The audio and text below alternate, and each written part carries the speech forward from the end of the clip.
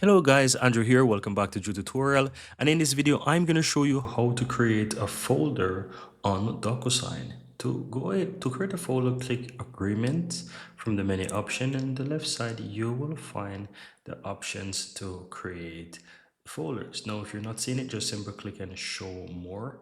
It's going to expand and you'll be able to see a bunch of other options, including folders. Now, to create a new folder, just go ahead and click and plus towards the right that says new folder, and here you can give your folder a name. So let's say I want to call this folder job offers, for example, job offers, and go ahead and click and create.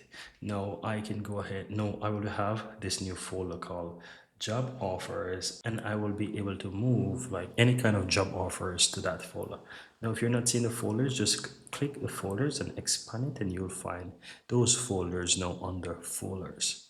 And that's it. You can easily go ahead and move, let's say, a agreement to that folder if you ever need to.